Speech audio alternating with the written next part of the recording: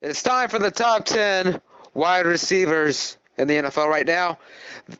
I've been putting off this list for a while now, mainly because it's been hard to make this list. This was a harder list to make than the top 10 running back list, mainly because I didn't know where to put certain guys, and there were so many good wide receivers on this list. But it is time now to start the list. And at number 10 on the top 10 wide receiver list, I have a guy who you could say underperformed a bit this year. Not all his fault, mainly the bad play of his quarterback.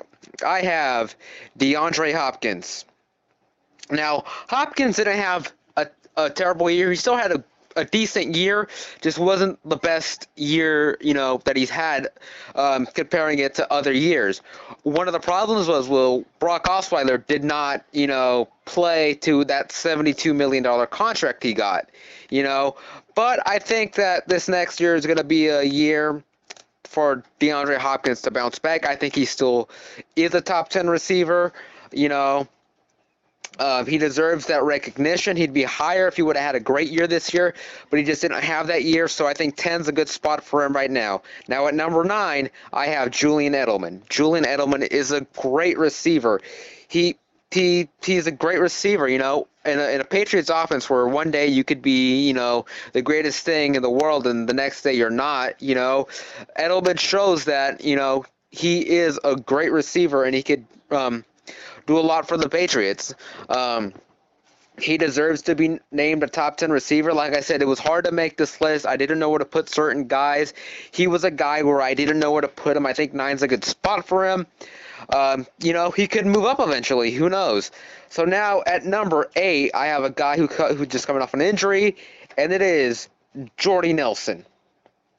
Jordy Nelson came off an injury, and he still played pretty good. He showed that he kind of needs to be in that Packers offense the year before. He shows that he's very important at times, and he showed that he's still a top 10 receiver. He bounced back after having a torn ACL the year before, and he's shown that he's still pretty good and that he can still do it and that he deserves the recognition.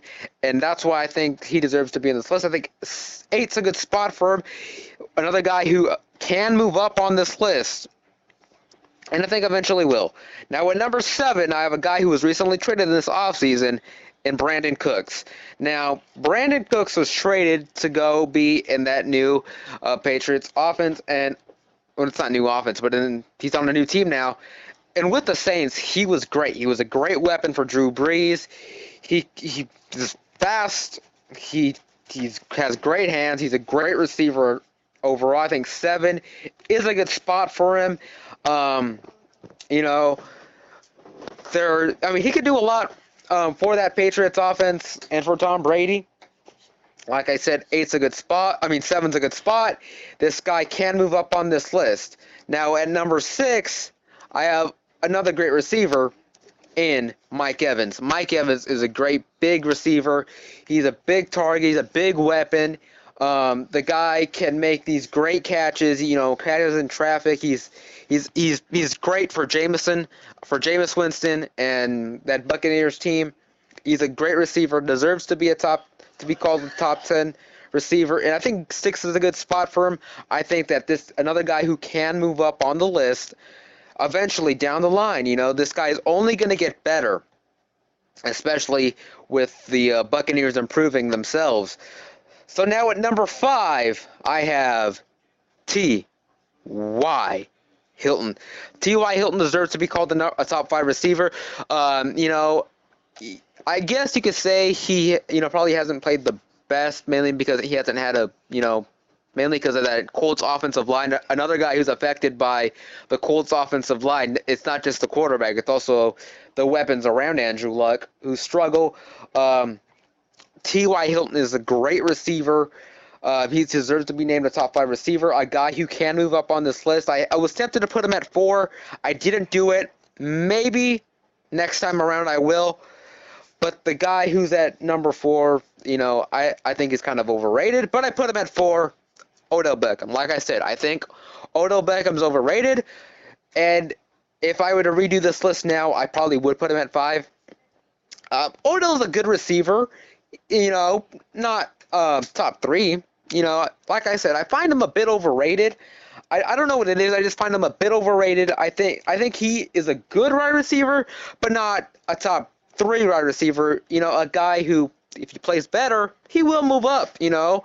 But like I said, I find Odell Beckham a bit overrated.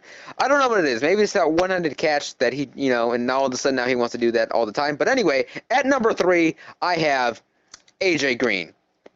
AJ Green, can be in any one of these top 3. He could be 3, 2, or 1. It doesn't matter. You're not going to go wrong with AJ Green. AJ Green is a great wide receiver who, just does a lot. He's a great wide receiver.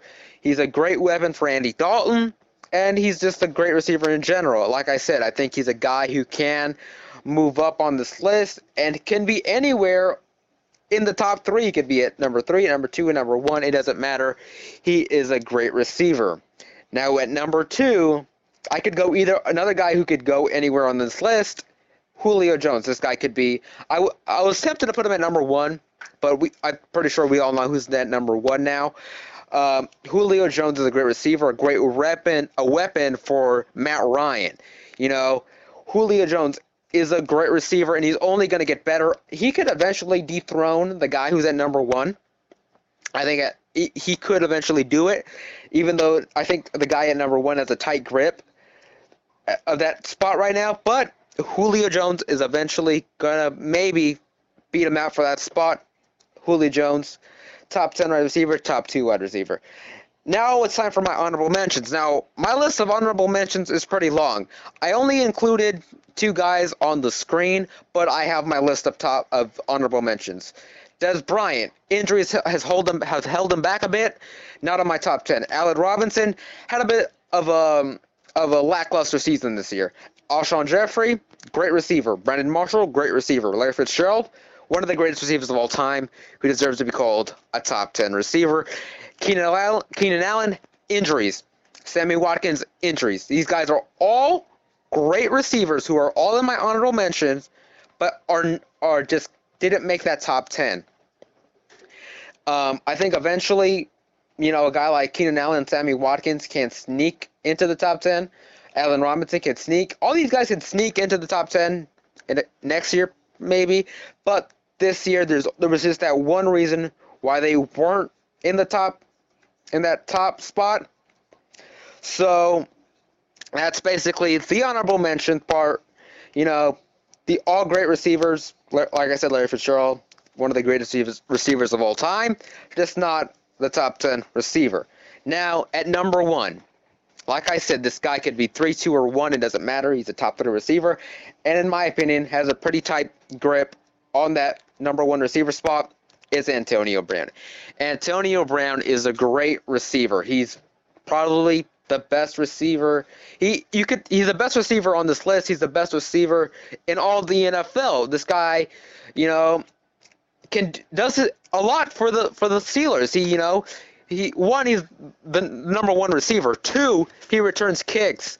I mean, not a lot of guys are doing that because they're afraid of injury. Antonio Brown doesn't seem to care. He'll do it anyway. Like I said, a great receiver.